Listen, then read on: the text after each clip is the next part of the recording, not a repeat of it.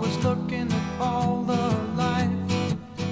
There were plants and birds and rocks and things. There was sand and hills and rain.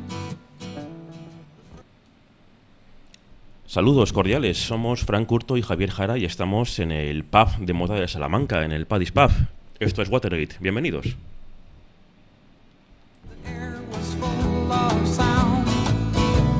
I've been through the desert on a horse with no name. It felt good to be out of the rain. In the desert, you can remember your name. Bueno, buenas tardes, Fran, me alegro de verte de nuevo aquí. Igualmente, buenas tardes.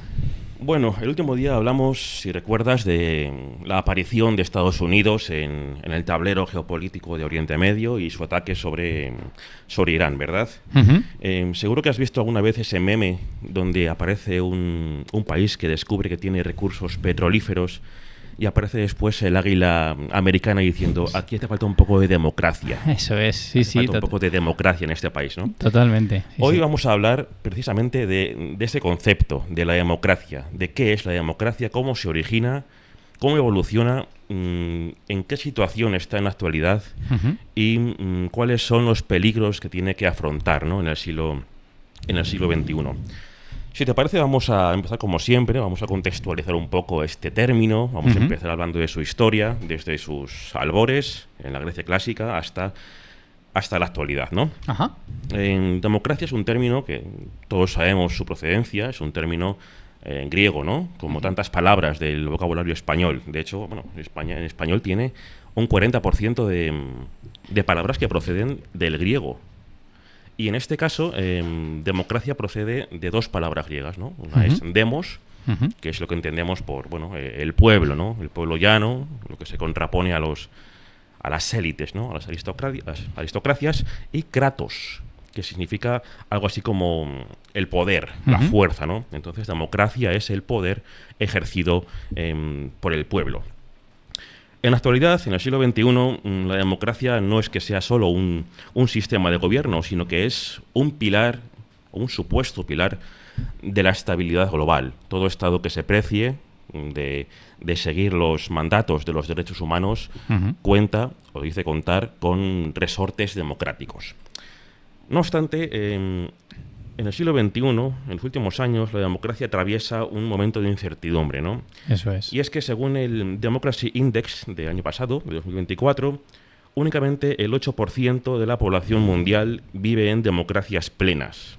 Uh-huh. Por otra parte, vemos retrocesos en libertades fundamentales, como pueden ser la prensa libre y la independencia judicial, que se han intensificado en los últimos años, ¿no? Lo estamos viendo en países de gran poder, como pueden ser Rusia o, sin ir más lejos, Estados Unidos o China. Uh-huh.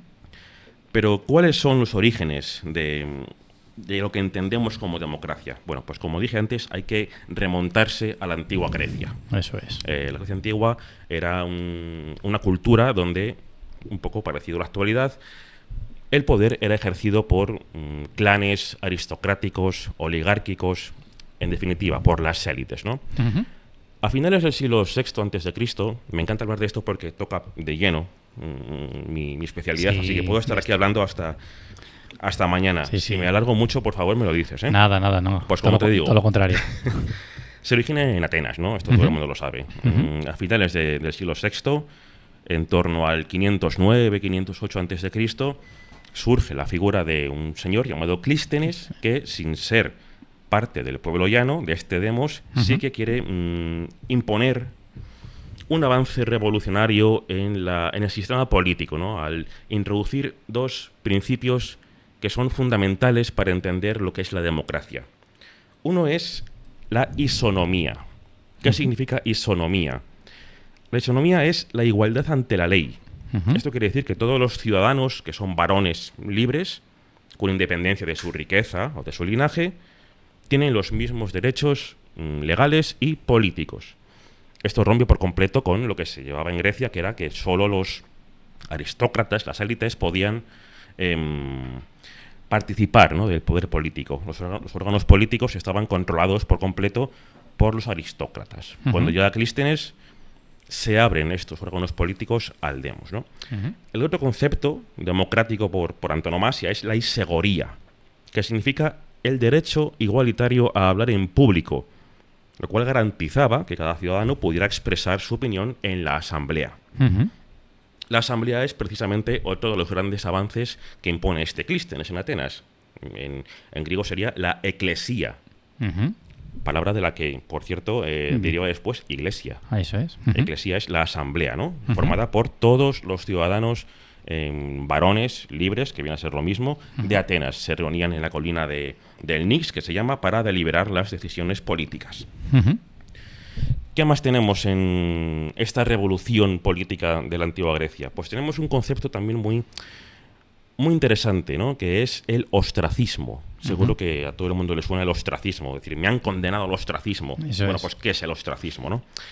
El ostracismo es una figura jurídica, política, según la cual cualquier ciudadano de Atenas puede ser enviado al exilio durante 10 años si recae sobre él la sospecha de intentar subvertir la democracia. Ajá. Es decir, si la asamblea decide que cualquier político está intentando reventar el sistema político, la asamblea puede decir, te vas de Atenas durante 10 años. Ujú. No se le quita la ciudadanía, pero te vas fuera 10 años para que no molestes al sistema político ateniense. Naturalmente, esto se convirtió en un arma arrojadiza en manos de diferentes clanes políticos que Claro. intentaban manejar a la asamblea para que dictaminase que una persona, un rival político, tenía que ser exiliado de la ciudad. Estamos a finales del siglo VI a.C. Ujú. Poco a poco la democracia se va asentando en Atenas, se va extendiendo a otras ciudades como pueden ser Argos, por ejemplo, o Platea, pero Atenas es la ciudad donde más se consolida esta democracia. Incluso fue capaz de resistir la invasión de los persas durante las guerras médicas. Ujú. Atenas supuestamente fue incendiada por los persas, pero bueno, los atenienses se las arreglaron para salir de la ciudad, refugiarse en Salamina y después vencer a los persas en la batalla homónima.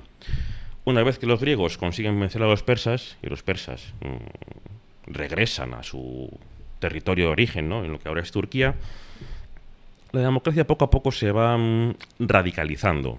Cuando desaparece el temor a los persas, surge otra figura de gran calado. Primero hemos tenido a Clístenes, ahora tenemos a un señor llamado Efialtes. Ajá. Efialtes era un individuo que quería, como digo, radicalizar la democracia. ¿Y cómo lo hace? Clístenes fue un revolucionario, pero dejó algunos derechos o algunos privilegios políticos en manos de las aristocracias para que no se levantasen, ¿no?, contra el poder. Ujú. Dejó el consejo del Areópago. El Areópago era un órgano formado por los exarcontes, que es como decir los exgobernantes, exalcaldes, si lo preferimos, Ujú. de la ciudad, y que estaba formado por aristócratas. Vale. Pues lo que hace Efialtes es precisamente quitar los privilegios a este consejo aristocrático. Ujú. Especialmente uno muy importante, que es el poder judicial. Mm. Anteriormente Ujú. eran los aristócratas quienes tenían la capacidad de emitir juicios.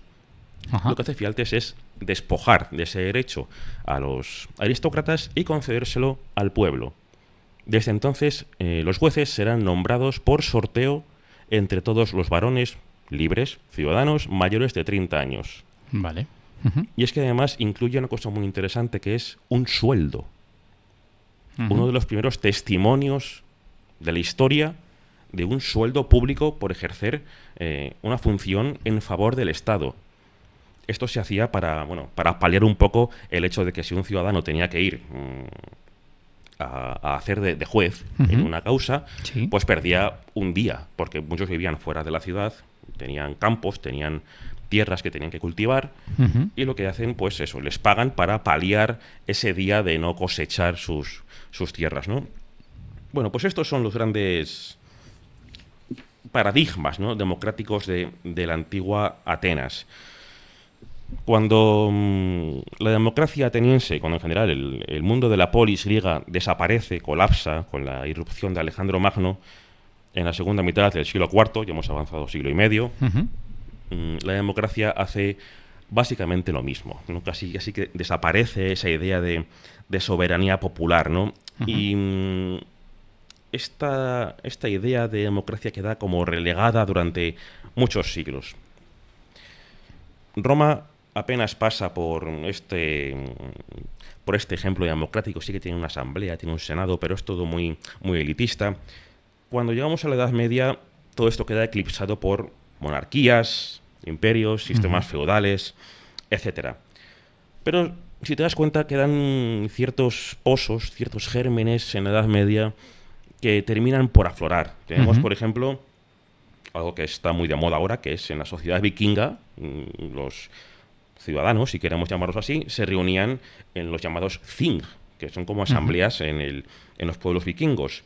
Tenemos en España el ejemplo de uno de los primeros parlamentos pseudo-democráticos de la historia, que es el Parlamento de León, del siglo XII. También tenemos el ejemplo inglés, con la Carta Magna, famosa Carta Magna de 1215.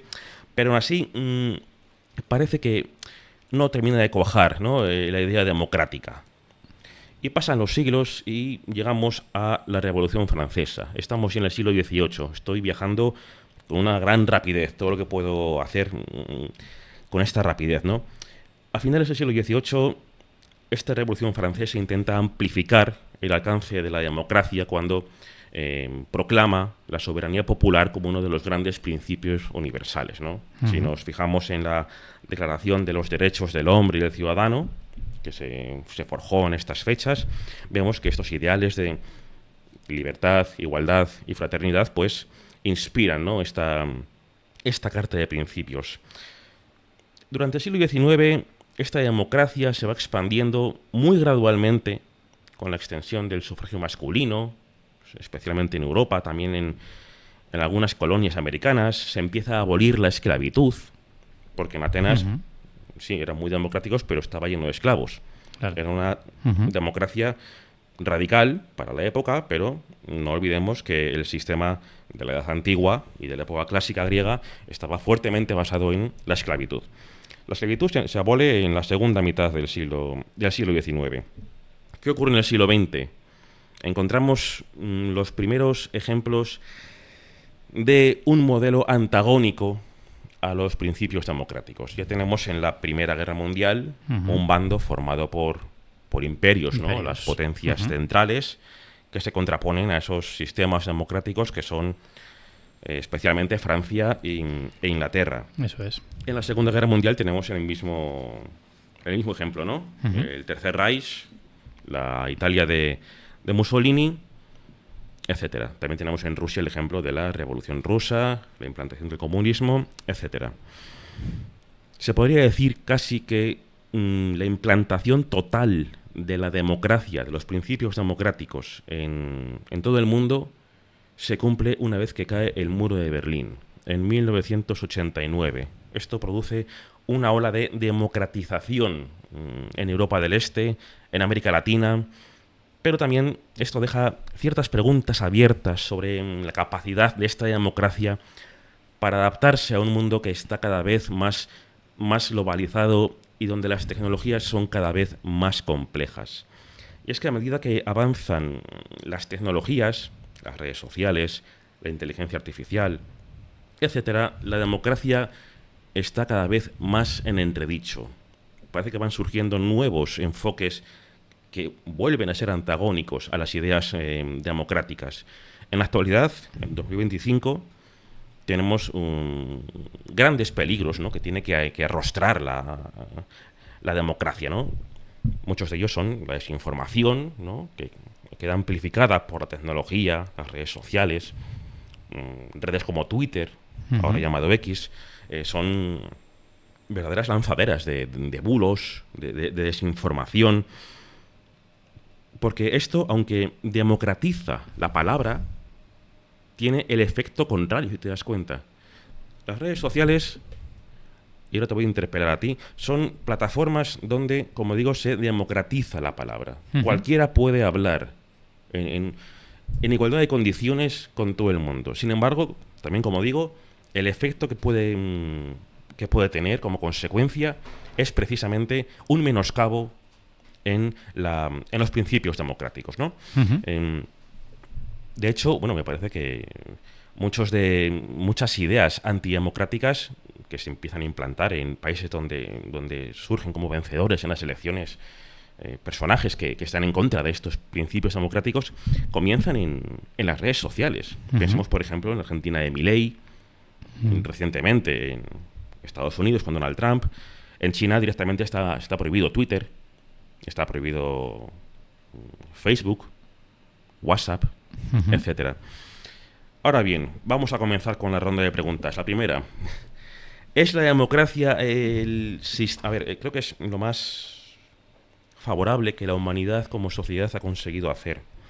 Pero está claro que no es perfecto, ¿no? Ujú. No es perfecto y es lo mejor, es lo que más nos conviene en la actualidad, porque parece que hay una oleada de, no quiero decir autocracias, pero sí que Ujú. Sí. buscamos menoscabar, o sea, quitar derechos al demos actual, al populacho actual, ¿no?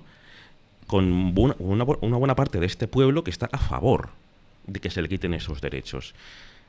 Esto es una nueva corriente, es una evolución de los sistemas políticos a un nuevo paradigma, o estamos retrocediendo, es un regreso a, por ejemplo, la época de la Primera o de la Segunda Guerra Mundial.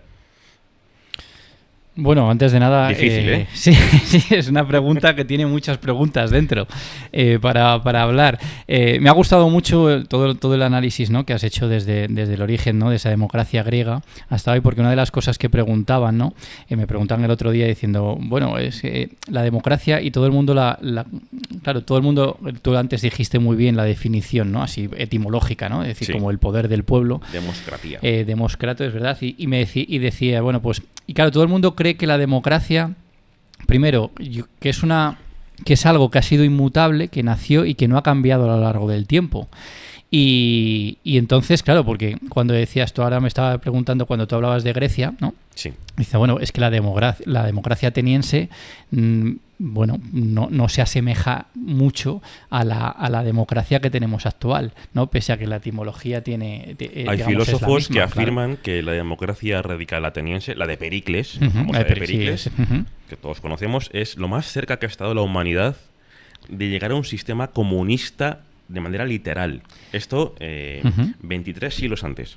Claro, porque además, si también haciéndolo como un poco de breve, tú me has dicho, dice, la democracia actual, claro, es que todo en la vida, ¿no? Pero también en historia y en política, todo evoluciona en función del contexto, ¿no? Y del contexto histórico en el que estemos en cada momento. Evidentemente, las democracias no tienen el mismo peso en la actualidad que después de la Segunda Guerra Mundial o después de la Primera Guerra Mundial o en la Atenas de Pericles, ¿no? Ujú. Es decir, por ejemplo, yo creo que lo que quiero hacer ver un poquito, que muchas veces la gente cuando le preguntas me dice, ya, la democracia, sí, el poder del pueblo, pero realmente nosotros como pueblo, ¿qué poder tenemos? Porque realmente la gente no siente que tiene un poder real acerca de las decisiones de su propio país, ¿no? Ujú. Quiere decir, claro, así como vimos que se ha pasado, por lo que te he entendido, ¿no? Es decir, lo podemos analizar así como de la Grecia antigua, había como una especie de democracia directa, ¿no? Sí. Por así decirlo. Ujú. Es decir, donde las decisiones se tomaban por una votación directa sobre las leyes, sobre las guerras, ¿no? Por ejemplo, o las sí, políticas públicas, O ¿no? sea, el ostracismo, Claro, por es decir, ejemplo, sí. pero el pueblo decidía directamente sobre ello. Ahora bien, esa decisión es verdad que era directa, pero es verdad que la participación, es decir, dentro de la sociedad, quienes tenían capacidad de poder votar eran minoritarios, ¿no? Tú antes decías que, por ejemplo, tenías que ser ciudadano varón, En ¿no? Grecia, un ciudadano solo puede ser un varón. Claro, En Atenas, hijo de atenienses, claro. mayor de 30 años. En Esparta, por ejemplo, tenías que tener terrenos, o sea, tierras. Claro, pero, Que es muy diferente. pero fíjate que dejamos ya prácticamente marginado. Es decir, es una democracia directa, pero muy limitada. Para que tengas una idea, en Atenas, a mediados del siglo V a.C., vivían 300.000 personas, Ujú. de las cuales 10.000 eran ciudadanos. Imagínate la cantidad de esclavos Claro. extranjeros con derechos de residencia y mujeres, claro. Claro, es que excluyes mujeres, esclavos, los metecos, ¿no? Que eran los extranjeros. Es decir, es verdad que tienes una idea de que se establece, y eso es importante, la idea de que el pueblo puede gobernarse a sí mismo, ¿no? Y sienta esas bases, ¿no? De esa soberanía nacional que después realmente tenemos más en la actualidad. Pero hemos ido pasando como una especie, lo que decía antes, como una especie de votación directa, de una democracia directa, a una democracia un poquito más representativa, ¿no? Es decir, tú decías muy bien que durante la Edad Media pues la democracia directa prácticamente desaparece, ¿no? Por lo que dices tú, porque había las monarquías, por el feudalismo, por las teocracias, ¿no? Y que pese a determinadas cosas, como por ejemplo dijiste tú muy bien, la Carta Magna o determinados parlamentos, ¿no? medievales que había, estas instituciones sí que sentan las bases, ¿no? para la representación y el control del poder, pero no eran democracias plenas. Claro, ¿cuándo llega esa democracia, por así decirlo, como lo podemos entender ahora mismo? Pues en el siglo XVIII, ¿no? Finales XVII, la Ilustración, ¿no? En esa Ilustración lo que trae esas, claro, cuando hablábamos también que hablábamos de la Revolución Francesa, ¿no? Y que no se explicaban la Revolución Francesa y cuáles son las causas de la Revolución Francesa, cuáles son las ideas que proponen todos estos, ¿no? Esas ideas de libertad, ¿no? De igualdad, de soberanía, que realmente teníamos eso. Fíjate que cuando hablábamos de esa soberanía, dice la gente cuando preguntaba el otro día y me diciendo, bueno, pero es que realmente nosotros, dice, quien tiene el poder realmente lo tienen los políticos, ¿no? O lo tienen las personas que tienen, o los partidos políticos, es decir, los que mandan. Esos elegidos por el pueblo, ¿no? Elegidos por el pueblo. Pero se nos olvida, ¿no? Es decir, ya en la Ilustración Rousseau, ¿no? Cuando hablaba de lo de la soberanía nacional, hay una frase que él decía que muchas veces incluso a nosotros se nos olvida, porque también como ciudadanos nosotros también tenemos una responsabilidad. A lo que voy es a lo siguiente. Sí. Rousseau decía, el poder, o sea, la frase era así, ¿no? El poder reside y emana del pueblo. Quiero decir, estos dos verbos, que son, a mi modo de ver, son muy importantes y que nos hacen, aunque sea una idea del siglo XVIII, pero que nos hace pensar un poquito también en lo que nosotros tenemos que hacer, fíjate las dos palabras, ¿no? Reside y emana. Cuando reside significa que está, ¿no? Que es decir, es donde vive. Es decir, la soberanía, es decir, el poder, lo tenemos nosotros, el pueblo, y desde nosotros emana. Quiere decir, los políticos o la gente que tiene el poder en el mundo, lo tiene gracias a que nosotros se los damos, que a veces se nos olvida. Es decir, y también se nos olvida como una especie también de acto como ciudadano, porque muchas veces dicen, bueno, es que nosotros también no nos dan, bueno, también porque siempre echamos lo digo porque siempre echamos la culpa, y la tienen la gran mayoría de las veces, a los políticos, a veces a los se partidos, se propasan mucho, ¿no? Pero también una pregunta que también lanzo, ¿no? Muchas veces a la gente, o me lanzo incluso a mí mismo, es decir, ya, ¿y nosotros qué hacemos?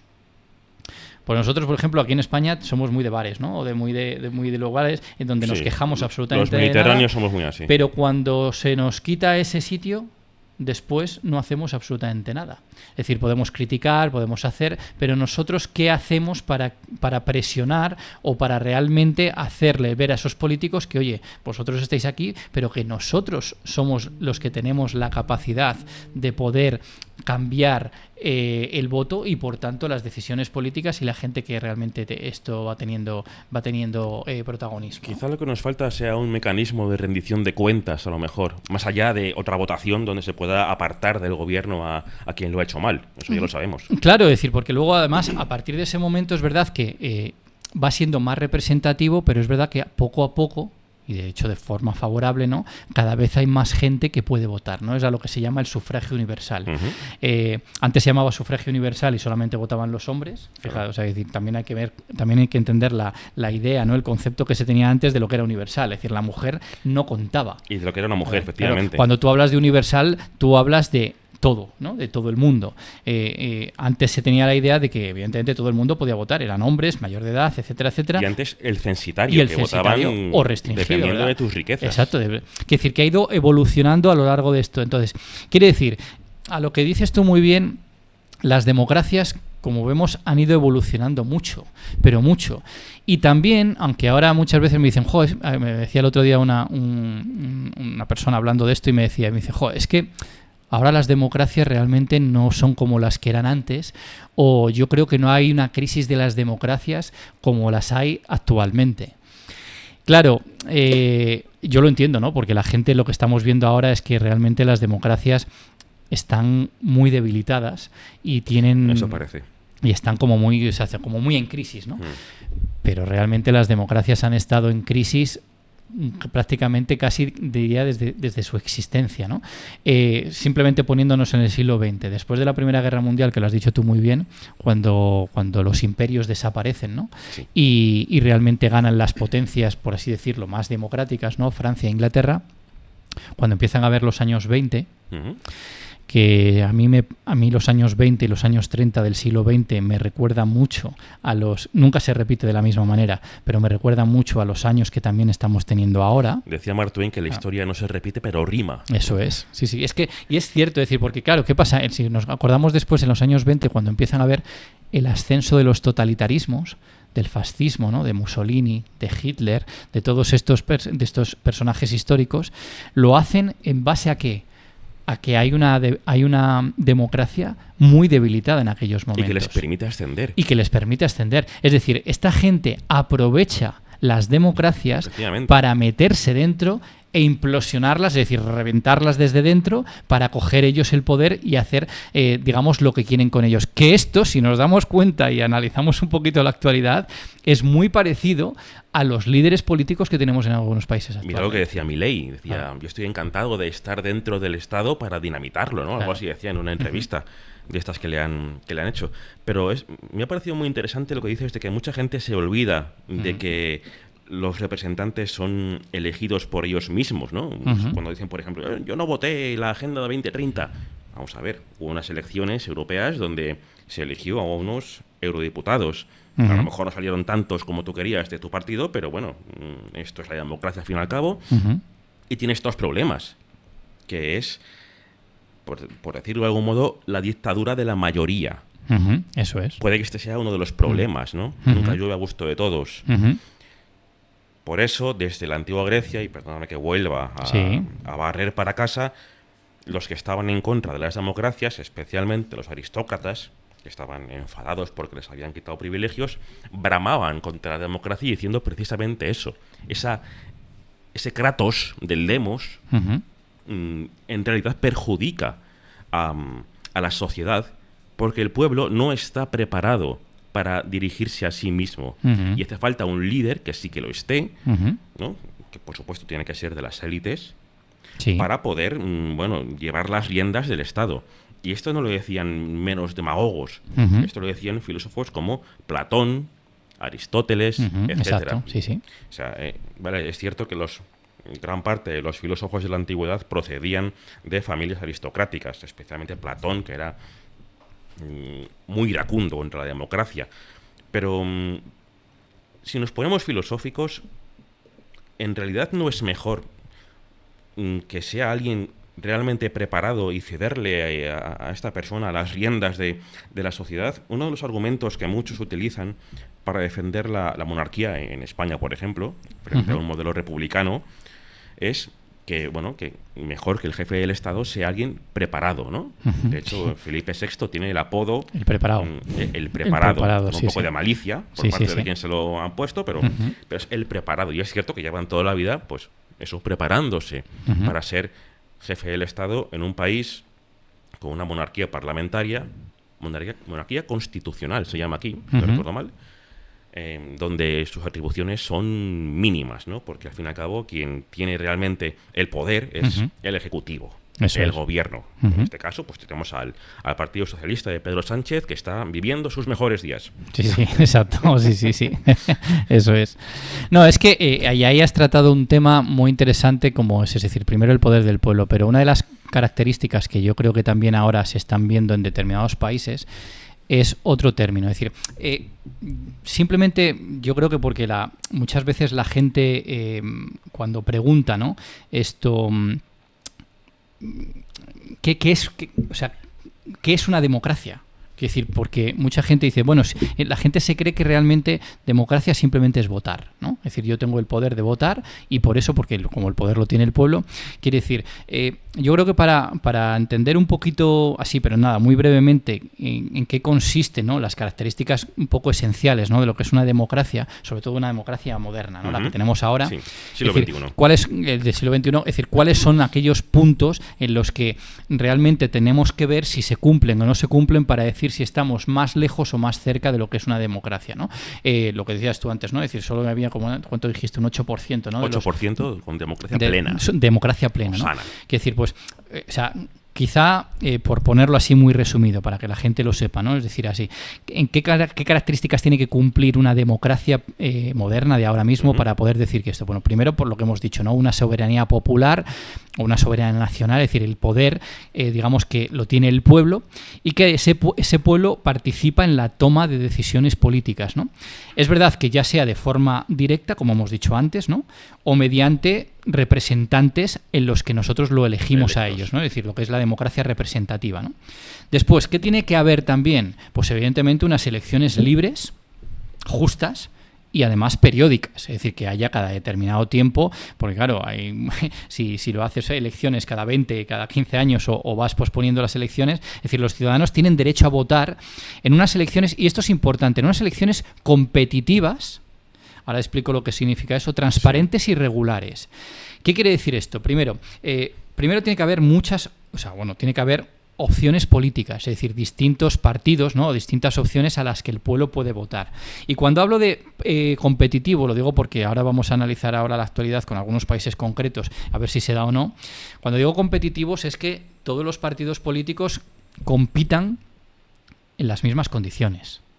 Es decir, que no haya un partido político que se sepa ya perfectamente que va a ganar y que pese a que haya otros partidos a los que la gente pueda votar, sabe todo el mundo que realmente no van a salir elegidos, ¿no?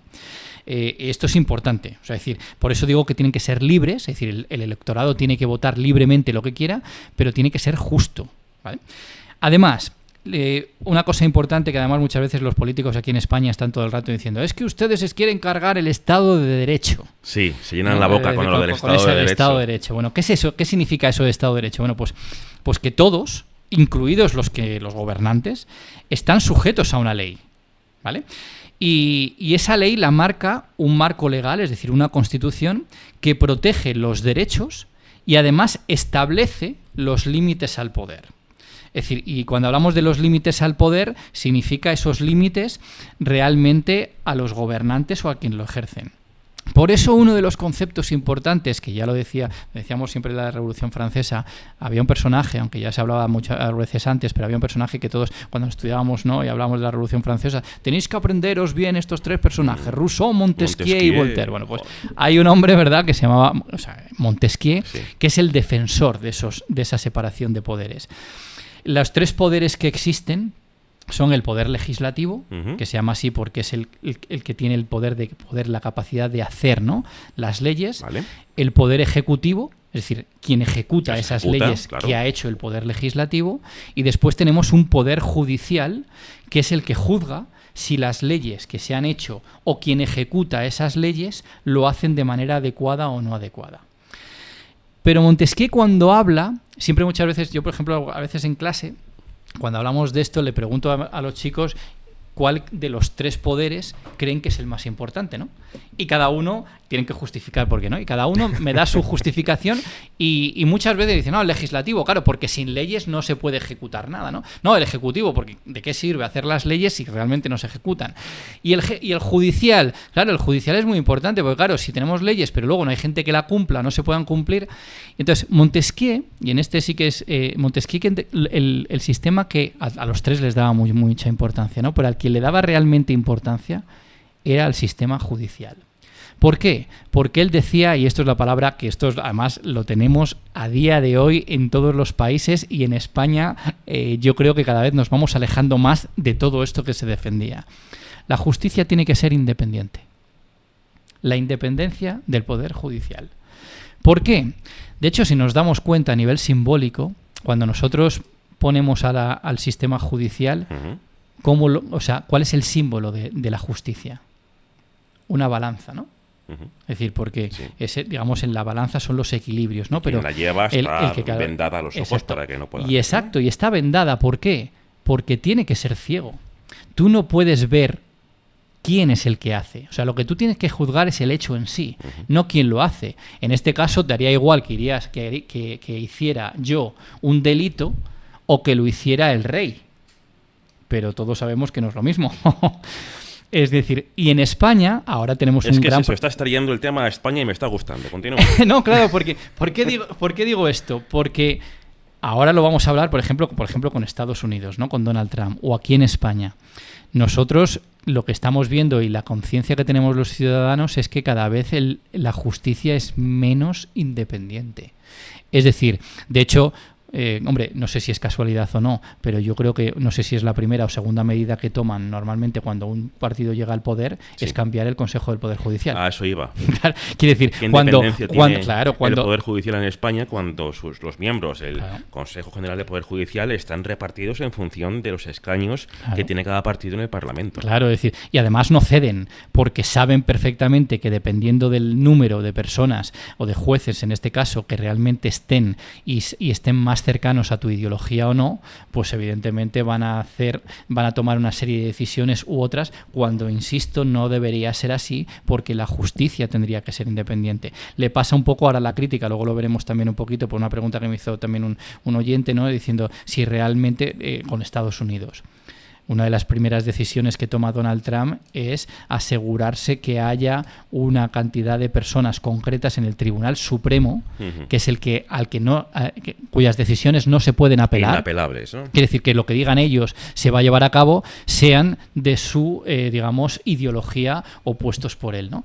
Quiere decir, y eso es muy, muy importante. Es que además Estados Unidos tiene un problema también, que es que su derecho procede del derecho anglosajón. No es como el nuestro, que es derecho latino, romano, al Eso fin y al es, cabo, ¿no? ujú, Y en Estados Unidos, y los que tienen, bueno, este derecho anglosajón, la jurisprudencia es fuente de derecho.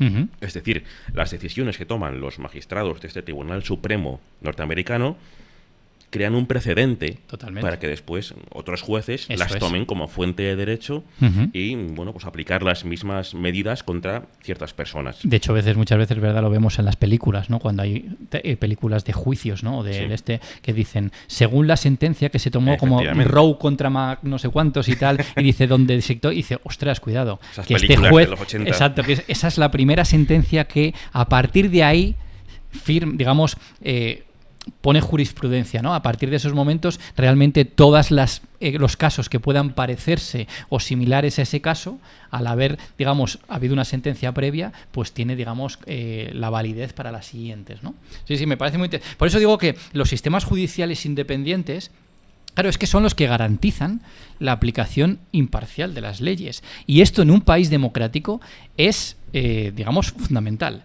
Junto con otro punto, ¿no? Es decir, hemos dicho el Estado de Derecho, ¿no? Hemos dicho las elecciones libres, hemos dicho lo que es el poder del pueblo, la soberanía. La otra es, evidentemente, también la protección de derechos y libertades.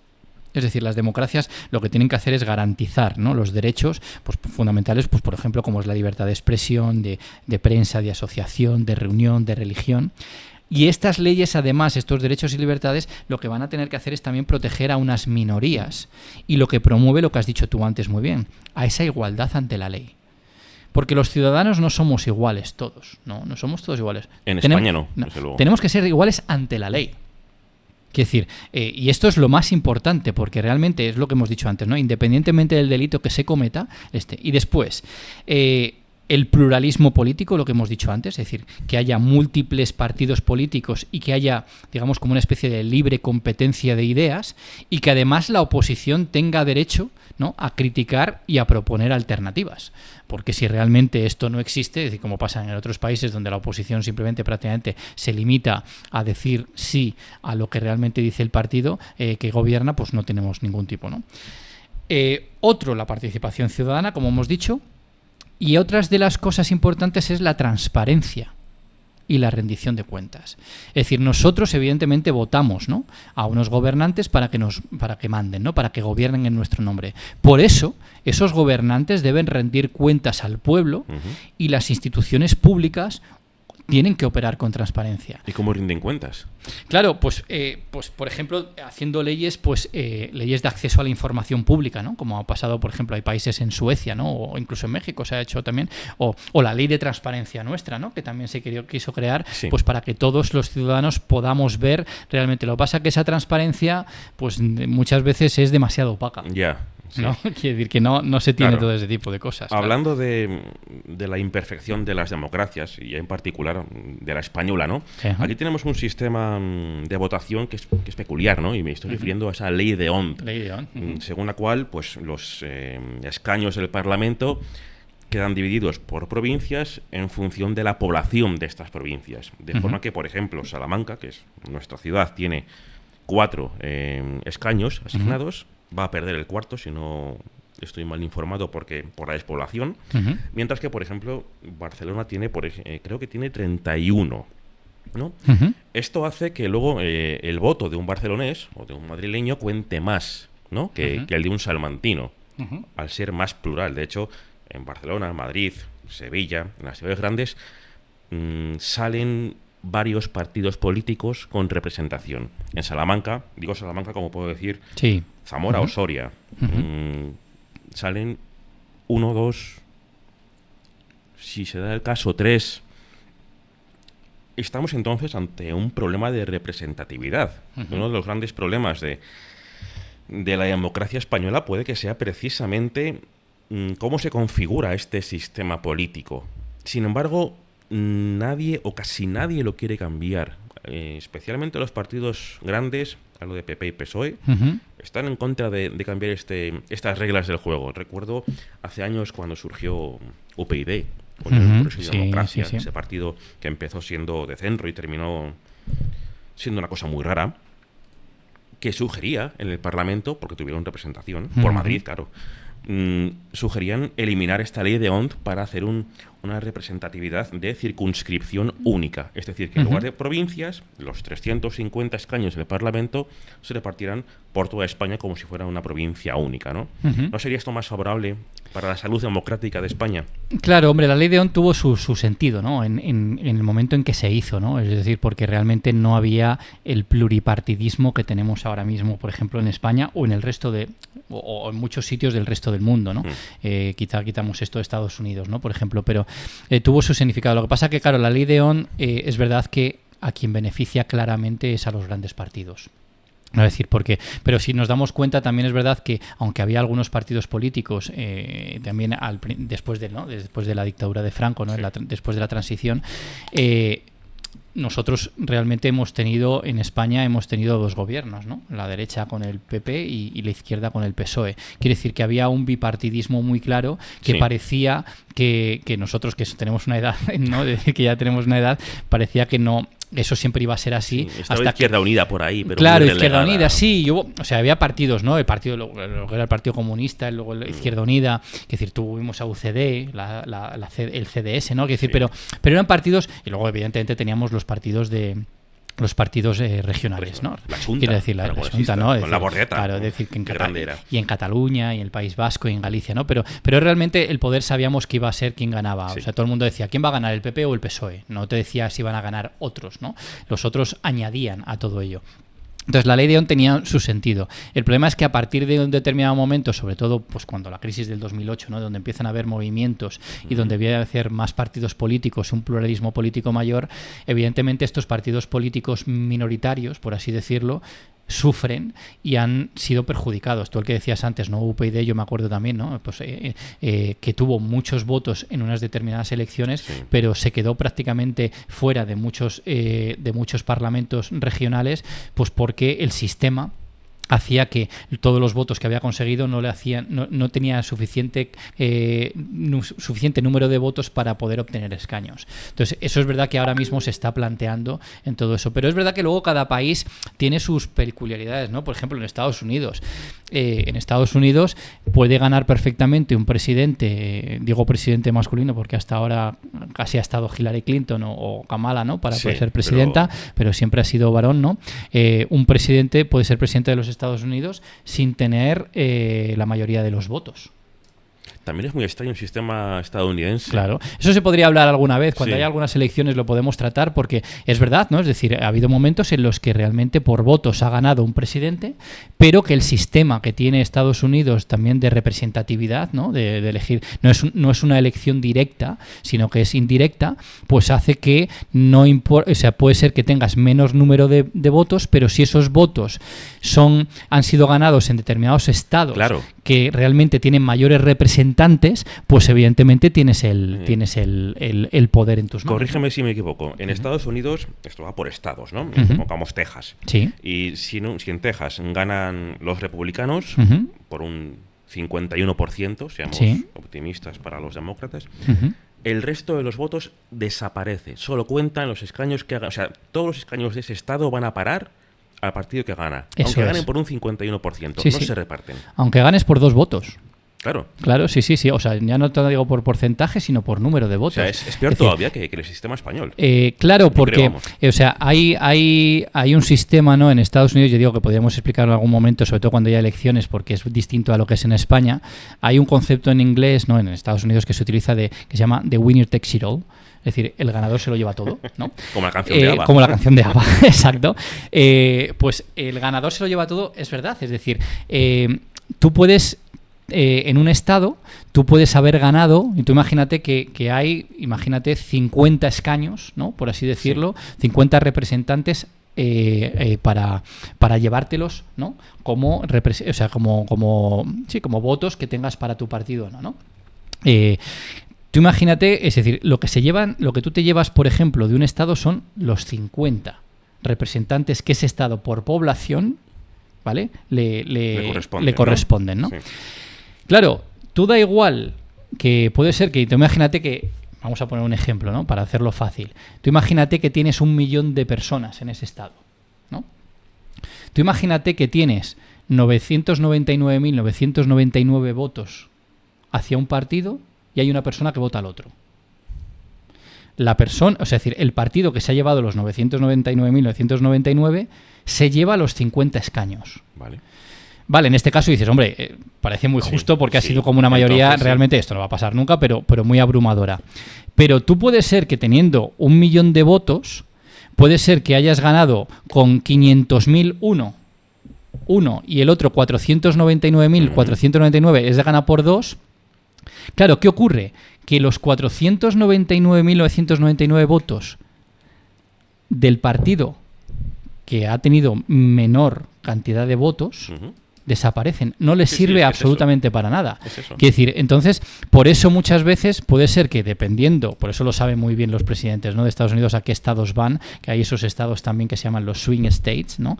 Esos estados Bisagra, ¿no? pendulares, bisagra, ¿no? En los que saben que ahí hay un caladero de votos que en función de que me voten a mí o no, voy a ser presidente o no de los Estados Unidos. Es que el propio sistema político ya está dando pie a que la democracia sea imperfecta, ¿no? En los estados que se dicen más democráticos, Claro, como pues. Estados Unidos. La Ujú. primera democracia, ¿no? Claro.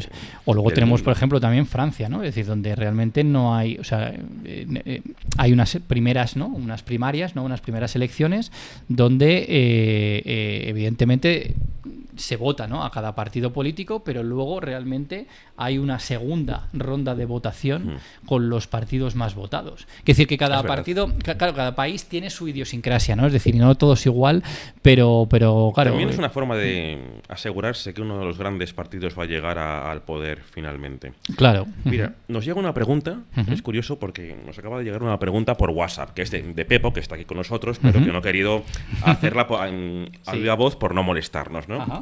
Pero la pregunta, Pepo, por cierto, es el dueño del Paddy's Pub, por si alguien no lo sabía. Ujú. Nos dice Pepo, en una democracia lo que decide la mayoría siempre es lo más justo o lo mejor para todos o no.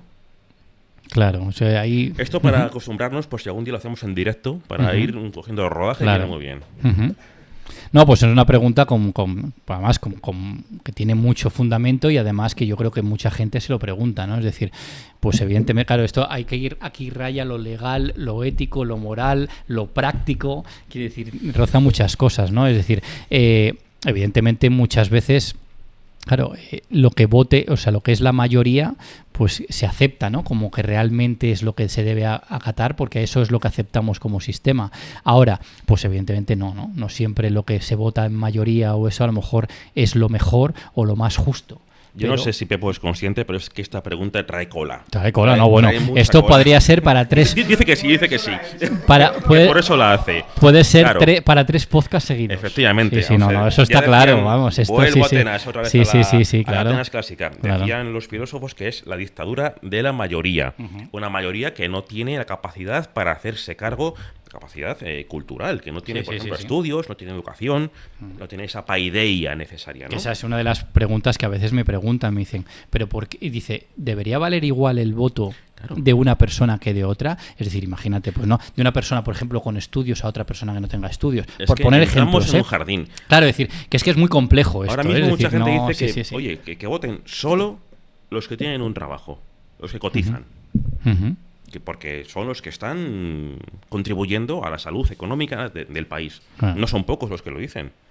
Otros dicen, no, que voten solo los que tienen cierto nivel de estudios. Ujú. Es que dejas fuera a la mitad de la población, tanto en un caso como en otro. Claro. Porque Ujú. puedes trabajar sin cotizar.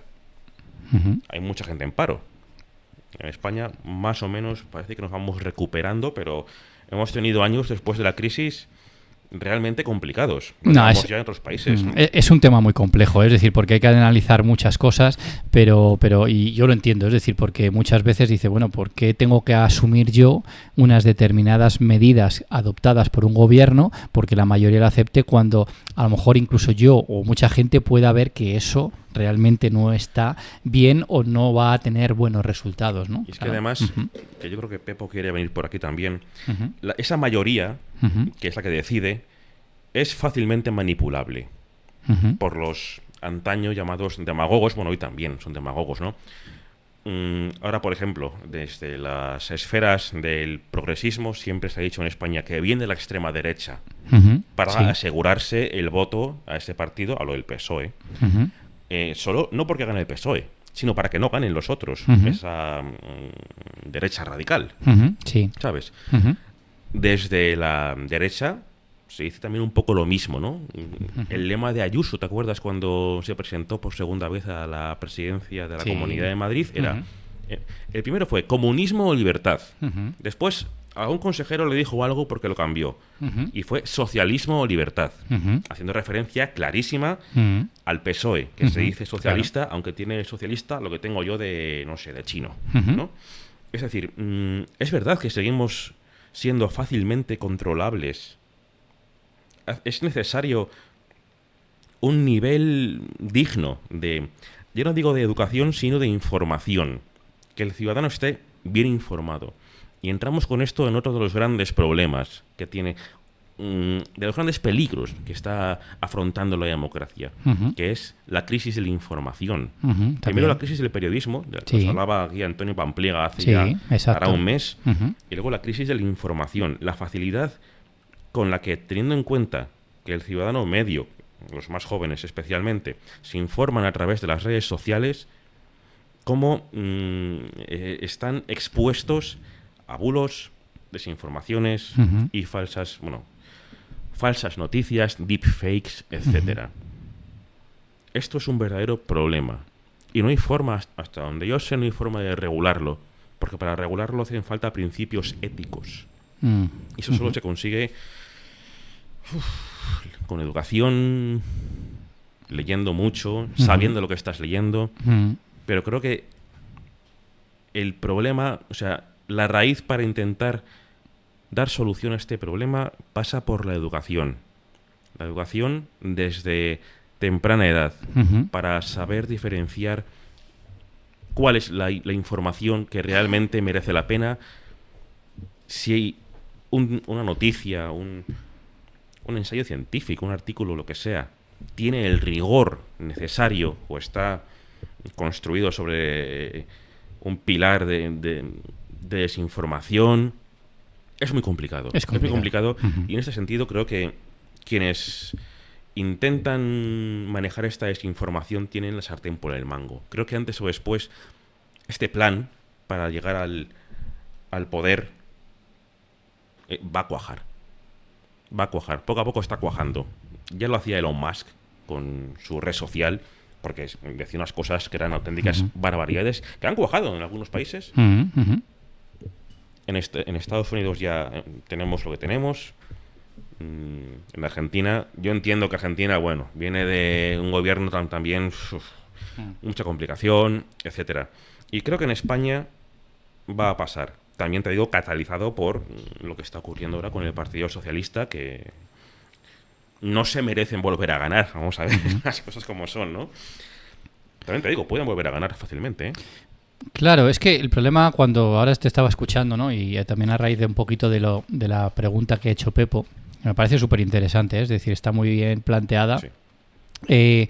El problema es, o sea, decir, primero, ¿quiénes han sido? A lo largo de toda la historia, como hemos visto, muchas veces siempre los intereses, ¿no?, políticos de determinada gente ha hecho que hayan, bueno, digamos, no sé si manipulado o hecho, es una democracia a medida, ¿no? Así como, por ejemplo, antes, ¿no?, decía solamente los ricos, ¿no?, para que pudieran, los que podían votar, una determinada renta. También en España aquí lo tuvimos, pero en otros países igual, ¿no? Pero por tener nuestro país también el voto de la mujer, ¿no?, el sufragio femenino. Yo me acuerdo cuando estudiamos la Segunda República, ¿no?, cuando realmente tenemos el voto femenino por primera vez en España, hay un debate muy intenso, pero muy intenso, en si realmente las mujeres deberían votar o no deberían votar, ¿no? E incluso dentro de las mismas mujeres... Pero claro, ¿por qué? Efectivamente. Claro, dentro de las mismas mujeres, ellas eran las que defendían el no voto de la mujer, porque también es verdad que estaban educadas de una determinada manera. A mí me ha gustado mucho esa incidencia, porque además nos toca a los dos como profesores, ¿no?, como gente que se relaciona con alumnos e intentamos educar a las futuras generaciones, pero es verdad que, claro, las mujeres estaban muy mediatizadas, ¿no?, y realmente no tenían acceso a la educación y por tanto eran muy manipulables a la hora de eso, y esto, pues eso, al hombre en aquel momento o a determinados sectores, sobre todo mucho más conservadores, les interesaba, ¿no?, que realmente la mujer tuviera o no un peso específico con el voto. No era el caso, perdóname, pero aprovecho para desmentir un bulo que está muy de moda en las redes. No era el caso de Clara Campoamor. No, claro. Que mucha gente dice que no, que era la primera que estaba en contra. No. Clara Campoamor fue realmente la más ferviente defensora del voto femenino en España. Por otro caso era el de Victoria Kent. Eso es. Que sí podía ser que estuviera en contra. Y mucha gente dice que era socialista. Eso, era el PSOE. No era el PSOE. Pero claro, hay que entender bien, eso tendríamos que hablarlo. Es decir, Victoria Kent es verdad que no defiende, es decir, pero no porque no esté en contra de la mujer al voto, sino porque no daba las condiciones en las mujeres en esos momentos para poder votar. Quiere decir, bueno, eso sería un análisis mucho más, pero es verdad que hay mujeres, en este caso Clara Campoamor, una ferviente defensora de ello, y que llevó a, digamos, gracias a ella tenemos lo que tenemos ahora también en buena España, parte, sí. en buena parte, ¿no? Además tenemos también ahora también una estación, ¿no?, con su nombre, Clara Campoamor, en Madrid, que se llama así. Salamanca no me suena a mí. No, y realmente el S, ¿no? Pero que a lo que voy es que es verdad que siempre se ha intentado esta pregunta de quiénes son los que deben votar, siempre ha estado ahí, ¿no? De hecho, incluso ahora hacía poquito también había un voto, ¿no? Una pregunta que se decía que por qué no se adelanta, ¿no?, a los 16 años, por ejemplo, el poder, el acceso a voto, ¿no?, por parte de chicos y chicas, ¿no?, de 16 años, de poder votar en España. Actualmente están 18 años, y me parece una edad muy inmadura para emitir un voto tan importante. Claro, es que la edad también ha fluctuado mucho, y también en función del contexto, ¿no? Es decir, pues se ha llegado, por ejemplo, antes eran mayores de 23, de 21, luego de 18, es decir, pero también es verdad que muchas veces dicen, claro, es que los 18 de ahora no eran los 18, por ejemplo, de hace un siglo, ¿no? La madurez o por la vida que han llevado que decir, no, pero claro, es incluso la difícil. Adolescencia, desde el punto de vista hormonal, se retrasa cada vez más. Claro, pero fíjate que siempre la edad es un factor muy clave para muchas cosas, ¿no? También lo hemos tenido en otros tipos de decisiones, ¿no? Pues por ejemplo, en la del cambio de sexo, ¿no? Por ejemplo, o en decir, la edad siempre ha sido un motivo muy bueno, pues muy atractivo o digamos con mucha polémica a lo largo de la historia, Casi ¿no? siempre desde la izquierda ha sido, con ese ejemplo de que los jóvenes son más izquierdas, ¿no? Que luego cuando van creciendo van pasando a un conservadurismo, ¿no? Claro. Pero es que ahora es al revés. sí, ahora Vamos hay a ver, sí, cada vez que hay. lo que nos viene no es precisamente una izquierda radical. Claro, pero es otro contexto, pues lo que hablábamos, ¿no? Es decir, cada época es tiene un contexto diferente. Las democracias ahora mismo tienen una dificultad de existir muy grande. ¿Por qué? Porque tenemos un mundo que realmente está, primero, muy polarizado, pero además hay un caos tremendo y una sensación de inseguridad a nivel mundial muy importante. Y de esa inseguridad y de ese miedo es donde realmente hay personas o líderes políticos que absorben ese miedo y ese caos, y ellos son los que canalizan ese miedo para proponer o para justificar determinadas medidas autoritarias, diciendo, ¿no?, como es que gracias a mí, ¿no?, esto se va a solucionar, ¿no? Hay una pregunta también que también tiene su tela, ¿no?, para decirlo. Tú antes decías, ¿es la democracia un sistema o el mejor tal? Bueno, siempre se dijo, ¿no?, o se decía, ¿no?, esta frase, ¿no?, que por ejemplo la democracia siempre es como el sistema menos malo, ¿no? El menos malo de todos de los sistemas que tenemos. Pero claro, también nosotros lo vemos mucho desde el punto de vista occidental. Porque estas democracias liberales, ¿no?, que hemos tenido en Occidente, etcétera, etcétera, a lo largo de la historia, pues parece como que es realmente el adalid o el mejor sistema. Que no digo que no sea el digo simplemente por plantear una cuestión. ¿Por qué digo esto? Porque muchas veces se nos olvida que, ¿cómo decirlo? O sea, la democracia en sí misma no te garantiza determinadas cosas. Es decir, a lo que voy es a lo siguiente. Hay muchos países en el mundo actuales, ¿no?, en los que realmente no han conocido democracia nunca. Nunca. Y que si tú a determinadas personas de aquellos países le preguntas si realmente querrían una democracia, estoy convencido que la gran mayoría te va a decir que no. ¿Por qué? Porque cada país, cada situación tiene su historia y su contexto. Y además las democracias, y esto es así también visto, desde el punto de vista de algunos países, de algunos políticos o de algunas sociedades, las democracias son un sistema que realmente no les garantizan absolutamente lo que ellos quieren o necesitan. Quiere decir, claro, si vemos por ejemplo países, imagínate Rusia, ¿no? Vale. Por poner un ejemplo, que ahora que es una de las grandes potencias, ¿no? Rusia no ha tenido democracia, si analizamos la Rusia desde sus principios, de sus orígenes a la actualidad, no ha tenido prácticamente, si hablamos de años, prácticamente años de democracia. Quiere decir, no tienen una cultura democrática a lo largo de su historia. ¿Y cuándo ha tenido la primera, digamos, momento democrático? Rusia, después de la final del comunismo. Con Yeltsin. Con Yeltsin. Y fíjate, y a lo que voy es, fíjate lo que supuso Yeltsin para Rusia.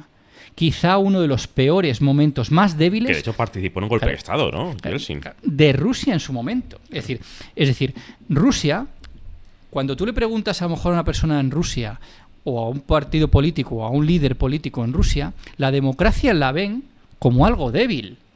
Porque si a ellos le preguntan, me dicen, cuando nosotros hemos tenido democracia, nosotros hemos sido un país débil, donde todo el mundo nos comía. Cuando hemos sido grandes, no hemos tenido democracia. Por tanto, realmente también hay que entender también a determinados países que la democracia lo ven como un síntoma de debilidad, no como nosotros que lo vemos como de orden, de organización, incluso de superioridad moral con respecto a otros. ¿Por qué? Porque no, tú le preguntas a Rusia y dices, mira, yo te puedo decir momentos en la historia en donde Rusia ha sido grande y en ninguno de esos momentos, Rusia ha tenido democracia. Desde luego la Rusia actual no se parece en nada ni a la Rusia de los zares ni a la Rusia comunista o socialista. Claro, pero realmente... Y Yeltsin era un borrachuzo. Claro, pero es que fíjate que los años 90, hasta que llega Putin en el siglo XXI, ¿no? Los años 90 de Rusia son tremendos. en todos los sentidos, una crisis política, económica, Sí. social, etcétera. Claro, Independencias, bueno, claro, y que ellos, Intentos de claro, tú independencia. cuando le preguntas o pueden ver un país como tal, y puedo poner otros ejemplos, pero cuando tú hablas como un país, hablo como Rusia porque lo conocemos todos, cuando tú le preguntas esto, realmente a lo mejor dirá, bueno, las democracias son vosotros, porque muchas veces le dicen, bueno, es que claro, cuando una persona es autócrata o es un dictador o tiene un imperio, la cantidad de corrupción que hay. ya. La pregunta que te hagan ellos dicen, espérate, mírate tú el ombligo. O sea, dime en qué país o en nosotros teniendo democracia no hay corrupción. Es decir, donde la corrupción, pues oye, fíjate todo lo que tenemos, incluso en nosotros en España, ¿no? Quiere decir, y luego también el hecho de que lo que decías tú muy bien antes, de la cultura democrática. Nosotros, cuando por decir Occidente, ¿no?, ha querido democratizar el mundo y llevar esas democracias porque es lo bueno, muchas veces la realidad nos ha dado dos tortas en la cara, pero bien claras. ¿En qué sentido? Porque ha habido momentos en que nosotros, justificando, aunque haya otros intereses que eran otras cosas, ¿no?, pero justificando que queremos llevar las democracias y las libertades a otros países, hemos invadido de forma ilegal otros países para poner esas democracias, y cuando hemos quitado, que cuidado, no estoy justificando en absoluto a esos tiranos o a esos dictadores porque eran asesinos, crueles, todo lo que tú quieras, pero cuando se ha quitado a esos dictadores y a esos sistemas que no eran democráticos en esos países y se ha intentado implantar una democracia en esos países, ha sido un fracaso rotundo. De hecho, muchos países están peor ahora con esa supuesta democracia que cuando no tenían esos demócratas o ese sistema democrático en esos países. A lo mejor el problema está en el sufragio universal. Yo recuerdo una entrevista que le hizo Juan Carlos Monedero, el fundador de Podemos, a Sánchez Dragó, ya fallecido Sánchez Dragó, donde Dragó defendía el sufragio censitario después, o sea, él defendía que el que quisiera votar aprobase un examen, al menos de cultura general, extendiendo eso también a las mujeres. O sea, era como a favor del sufragio censitario con mujeres, ¿no? O sea, como en el siglo XIX, no por renta económica, sino por educación. Y yo, a ver, reconozco que Dragó siempre me gustó, exceptuando, bueno, lo que salió en sus últimos años sobre esos problemas de pedofilia en Japón. Tuvo una deriva pero su obra, tremenda, sí. reconozco que tiene obras de gran calado cultural. Y también reconozco que a veces como que me seduce esa idea de que voten los que tienen la capacidad para al menos no dejarse manejar. Sé que esto es peligroso, que una persona como yo piense, o cualquiera, que una persona como yo piense así, o que al menos se deje seducir y diga, pues igual tiene un punto de razón este señor. A lo mejor es porque lo estoy escuchando de alguien que, bueno, que ha recibido premios, que fue un gran literato, una persona culta, tal. También es verdad que Sánchez Dragó era una persona muy polémica. Por decirlo suavemente, era muy polémica. Pero a lo mejor, no sé, no incentivaría eso que todo el mundo se formase, se educase, para poder acceder a participar en las decisiones políticas de su sociedad, que es al fin y al cabo el objetivo de la democracia. Sí, pero fíjate que a lo que voy también, y lo has dicho tú ahora y antes lo hablábamos también, es la responsabilidad que tenemos nosotros como ciudadanos acerca de lo que realmente nos pasa, ¿no? Quiere decir, por poner un ejemplo, tú dices lo que son tener una formación cultural, tener una formación cultural, tener una, bueno, lo que tú quieras, ¿no? Pero incluso los que puedan tener una formación cultural, muchas veces, cuando hablamos de los partidos políticos y va a haber elecciones, yo lanzo una pregunta a todos los oyentes. Y ya verías como, no sé si me encuentro a 8, 10, 15 personas de todos los que nos vayan a escuchar. A ver.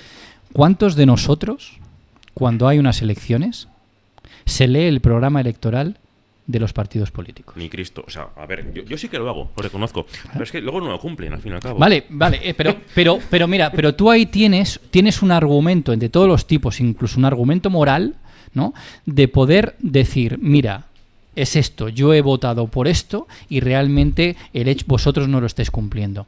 Pero muchas veces la gente me dice, es que la gente tal, porque es que este partido ha incumplido, pero vamos a ver, ¿cómo que incumplido? Pero tú te has leído lo que pone. Yeah. Es decir, cuando tú te lees el partido, lo que ponen los partidos políticos, luego otra cosa es que lo vayan a cumplir o no lo cumplir y que lo modifiquen o no lo modifiquen.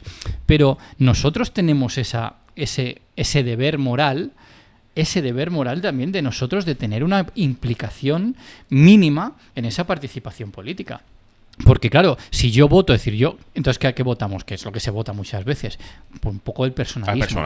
Al personaje, así me gusta este líder o no me gusta este líder, si es más o menos eso, si es carismático o no, o fíjate como tal, o fíjate muchas veces fíjate que muchas veces cuando yo, parece una bobada, pero muchas veces decía atractivo, cuando Felipe González o con Pedro Sánchez o con tal, Ayuso.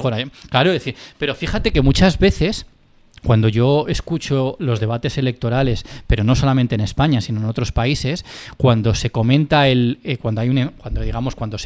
debate sobre todo entre los presidentes, los posibles candidatos a presidencia, cuando yo oigo, pero incluso desde las televisiones públicas o incluso los medios de comunicación en todos los países, el debate se va más a la forma que al fondo. Porque fíjate, porque es que lo ha humillado, porque fíjate qué nervioso estaba, mira cómo hablaba, mira tal. Ya, pero nadie habla del trasfondo político que tienen esas ideas que acaban de decir. Es decir, no se analiza un impacto económico, un impacto social o como tal. Se habla más un poquito de, fíjate cómo es que yo lo veía nervioso, porque fíjate cuando tal, porque aquí tosía, porque el otro se lo ha comido, el otro solo le ha gritado.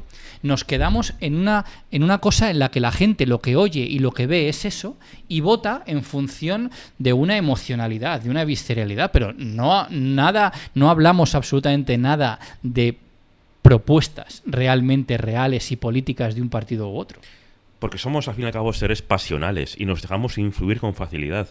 Por eso hay que usar el cerebro y hay que tenerlo, pues eso, entrenado, formado. Vuelvo a las palabras de Sánchez Dragó. ¿Te ha gustado? Me parece interesante plantear el debate para intentar al menos claro, exacto. Sí, Ahora claro. estoy consciente de que hay mucha gente que no tiene acceso a la educación. Hay gente que por problemas culturales no quieren formarse. ¿Tienen menos derecho que cualquiera de los presentes a votar? Pues no, en principio no, porque eso vulnera un derecho humano, ¿no? O sea, soy consciente de la contradicción cuando digo que me dejo seducir por esas ideas de que se realice un examen antes de votar, ¿no? Pero bueno, ¿cuánto llevamos aquí? 1 hora 11 minutos. Tenías que irte, me parece. Sí, no quiero irse, pero bueno, quiero decir, a lo que voy... Pero podemos estar aquí un rato más. No, si a lo que voy, este debate es muy interesante, ¿no? Es decir, pero es verdad que también, o sea, implica mucho debate también filosófico, ¿no? Es decir, que entra temas muy diversos, ¿no? Es decir, en Estados Unidos también se plantea muchas veces, ¿no? Es decir, ese tipo de debates o en otros países. Lo de la participación ciudadana sí que es importante por esto, ¿no? Es decir, por lo que hemos hablado. Yo muchas veces cuando escuchamos o simplemente cuando incluso entre amigos o conocidos o personas o debates en bares o cuando a la gente le dices, vale, ¿por qué es que me da igual quién sea, de uno o de otro color? Es decir, pues imagínate, pues ¿por qué Sánchez no sé qué? ¿O por qué Feijóo hace esto? ¿O por qué Abascal hace esto? Y la respuesta que la gente da no son justificadas, sino simplemente va desde lo visceral y no tienen ni idea de lo que están criticando. Estoy de acuerdo. O sea, yo, por ejemplo, esto me parece normal, por ejemplo, en chavales de 13, 14, 15 años, cuando los tienes en clase, pues muchas veces son altavoces de lo que son sus padres, ¿no? O el contexto. ¿Por qué? Pero, a ver, pero ahí es lógico que yo lo veo, las redes en este caso también. Pero en gente adulta, madura, en el que la gente se jacta, ¿no? De que no, es que yo tengo la razón y tal, y dices, bueno, ya, pero justifícame el por qué. Es decir, ¿por qué este presidente o este partido político lo hace mal? No, porque sí. No, porque yo el otro día lo vi en la tele y decían que eso era así. Bueno, ya, pero ¿quién lo ha dicho? ¿Qué fuente es? Es decir, ¿te has parado a pensar esto? O cuando ya no hay más, todavía mucho más INRI, cuando hay gente que a veces habla y empieza a decir esto, yo me acuerdo, por ejemplo, por poner un ejemplo, ¿no? Es decir, esto a una señora en las últimas elecciones, no me acuerdo en qué cadena fue, y le preguntaban, ¿y usted por quién va a votar? Y me dice, no, pues yo voy a votar por Vox, por Abascal. Vale, perfecto. Y dice, ¿y usted qué le parece? En estos, el PSOE que está gobernando y tal? Y es que estos son unos bolcheviques. Claro, y le pregunto, y dice, ¿qué es ¿vale? un bolchevique? ¿Y qué es un bolchevique? Claro, es que... Y claro, la señora empieza en cortocircuito, porque no sabe primero si es con B o con V, ¿no? Pero al final dice, y le pregunta y dice, bueno, es que estos son unos rojos y estos nos van a traer... Y ¿Pero dices, te das cuenta de dónde está el germen del problema? La educación. Ahí está. Claro, eso es, la educación. ¿No crees que si hubiera un examen previo a la votación sería más fácil? Claro, es decir, o por ejemplo, incluso en los mismos gobernantes. Yo cuando escucho en los plenos, en el Parlamento, con la facilidad con que utilizan determinados conceptos históricos que realmente son mucho más serios y lo que hacen es que al utilizarlo de tanta manera y de una manera tan vulgar, lo que hacen es, digamos, pues eso, vulgarizar y normalizar algo que no es normal, ¿no? Es decir, es que este partido político da un golpe de Estado. O es total, es que son unos fascistas y tal. Pero cuidado, es decir, ese lenguaje, yo sé que lo dicen porque esa palabra es fuerte y el electorado cuando oye esas palabras, pero claro, cuando la gente habla de que, o los gobernantes hablan de que si esto es fascista, que si esto es un golpe de Estado, que si tú eres un bolchevique, que si no, estos conceptos que calan, esto realmente lo están utilizando de una manera a la ligera, que yo además creo, y además sé, que muchos de ellos no saben ni lo que significa. Evidentemente. Y estamos hablando de gobernantes. Y eso cala en la sociedad. Y la sociedad empieza a decir lo que dicen sus políticos. Y esta polarización que tenemos muchas veces es porque la gente realmente está puesta en un bloque o en otro y todo el mundo dice palabras, expresiones, frases con las que atacar a la otra que son vacías, pero que si nos damos cuenta tienen mucho valor y mucho simbología ideológica. Y esto polariza. Polariza, claro que polariza. Lo cual me lleva, si quieres, una pregunta para finalizar. ¿Cuál es el futuro de las democracias en un mundo como el actual, en el que está todo cada vez más polarizado, ¿no? Más dividido entre derecha e izquierda, en radicalismos de uno y otro lado? ¿Tiene futuro la democracia tal y como la conocemos en el siglo XXI, en los años que están por venir? Claro, por eso decía antes, la democracia en sí misma no va a funcionar o dejar de funcionar. La que lo tiene que hacer funcionar somos nosotros como sociedad o los líderes políticos que realmente abogan por ello. Claro, ¿qué problema tenemos? Que la actualidad que tenemos ahora mismo, pero no solamente en España, sino a nivel mundial, es que los líderes que realmente tienen el poder pues dejan mucho que desear y muchos de ellos se alejan de esos parámetros que decíamos antes de lo que son las democracias. Incluso aquellos partidos políticos, yo lo digo muchas veces, el problema de que puedan venir, pasaba igual en la Alemania nazi o en la Italia de Mussolini o en las dictaduras, en los totalitarismos de los años 20 y 30, pasa muy poco parecido a ello. Es decir, muchas veces la culpa la tienen los propios políticos que defienden esas propias democracias. ¿Por qué? Porque el ejemplo que dan al final hacen que la gente, ahora mismo yo creo que es una de las preguntas claves que se hace, es decir, yo creo que la gente tiene una falta de credibilidad en sus gobernantes tremenda. Absoluta. No cree en esa democracia. ¿Por qué? Porque no sirve, porque todo lo que ve está, digamos, desgastando a la democracia de una manera que realmente hace ver que hay mucha gente que digan, bueno, pues si la democracia es esto, a lo mejor otras alternativas u otros personajes son posibles y nos llevan a una mejor. La historia ya nos la da la respuesta. La historia es que la respuesta que dieron en los años 20 Hitler, Mussolini, los totalitarismos de los años 20 y 30 no eran la respuesta adecuada a la sociedad de lo que realmente, por muy mal que estuvieran las democracias. Ahora mismo las democracias evidentemente están en crisis. Tienen un problema muy serio, sobre todo de credibilidad. El ser humano, las personas no creen en las democracias. Y esto lo que está trayendo es esa polaridad. La polarización, ¿de dónde viene? De los extremos. y son de los extremos tanto de izquierdas como derechas. Y son los que están ganando ese terreno a esa democracia, y no olvidemos que normalmente los extremos, cuando entran en una democracia, que lo habíamos dicho antes, lo hacen para no creen en la democracia. O sea, y esto es importante que la gente lo sepa. Los extremos no creen en las democracias.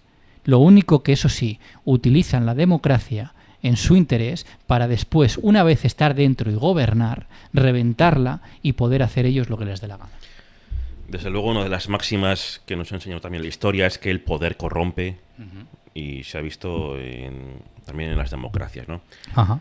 Bueno, creo que podemos dejarlo aquí, si te parece. Muy Ha sido bien. un debate muy interesante, me ha gustado mucho. La verdad que me sí. gustaría también aprovechar para decir que tenemos la intención de hacer uno de estos días en verano un episodio de este podcast con público aquí en el Sí, País nos lo, Pub. nos lo van pidiendo mucha gente, sí, Es verdad. es verdad. Yo creo que en agosto ya estaremos preparados para recibir público que venga pues a escucharnos, a hacer las preguntas que ellos consideren necesarias y bueno, que participen también, ¿no? En Y mientras tanto, que la gente que no pueda venir, evidentemente, pero la gente, los oyentes que tenemos, ¿no? Pues que nos pregunten lo que van haciendo ahora, ¿no? Desde Que luego. colaboren, porque Eso es. realmente el debate, no solamente en el podcast, sino además como sociedad, nos enriquece y hace mucho más interesante todo este tipo de temas, que lo que tratamos, sobre todo, fundamentalmente, intentamos evitar todo tipo de dogmatismos, es simplemente hacer reflexionar, que la gente piense, que la gente incluso lo que diga, que a mí lo que me gustaría muchas veces cuando acabamos un episodio de estos es que digan, yo voy a ver si realmente lo que dice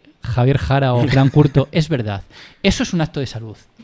Sí, Claro, estoy que de acuerdo. evidentemente, es decir, y eso es lo que tendríamos que hacer también como los gobernantes. Me dicen, no creo, me dicen, no, es que Fran Curto o Javier Jara han dicho en Watergate. Bueno, pues lo han dicho ellos. Ahora, buscas, y si tienes interés y realmente quieres encontrar la verdad en determinadas cosas, evidentemente tienes que buscar varias fuentes, no quedarte con lo que digan unos o con lo que digan otros. Y eso es muy importante. Yo creo que en esto es lo que queremos, ¿no? Que la gente también, a través de la pregunta, que lo hace mucho y además de distintos países, el otro día, simplemente por decir, tengo que agradecer a los 47 países que nos siguen. Es que es Javi. curioso esto, ¿eh? 47 países. Yo el otro día, Impresionante. cuando lo vi, vamos, mandaron el informe De y los tal. dos hemisferios. Esto, Es además de impresionante. todo lo tipo, es decir, y eso se agradece muchísimo. Sí. Pero por eso también tenemos también como una mayor responsabilidad, ¿no? Es decir, como, y también en el sentido de que toda esta gente que nos escucha pueda realmente preguntar, cuestionarnos, hacer debates, que es lo que nos hace que nosotros podamos mejorar en este podcast. Yo con lo de Sánchez Dragó seguro que me he ganado un par de enemigos. Así que estoy abierto al debate siempre con respeto. Exacto, que eso son es, los eso aspectos es, necesarios sí. para avanzar como sociedad. El Eso es. respeto. Pues, Fran, gracias por participar una vez más A ti. aquí conmigo. Y a ti es un gusto, como siempre, claro que sí. Damos las gracias una vez más a todos nuestros oyentes. Eso es. A todo el apoyo que estamos recibiendo, que es cada Eso vez es. mayor. Eso es. Jamás No. pensamos que Para nada. esto iba a alcanzar las cotas que poco a poco están alcanzando. Ujú. También agradecer al Patis Pub, como siempre. Por supuesto, y a Pepo, que además y a incluso Pepo. esta pregunta ahora ya. Sí, ya se está animando poco a poco. Y lo dicho, esto es Watergate. Muchísimas gracias a todo el mundo por escucharnos. Nos veremos, si no ocurre nada, el martes que viene. Hasta entonces, muchísimas gracias y hasta la próxima. Un abrazo para todos y para todas. Hasta luego. 'Cause there ain't no one for to give you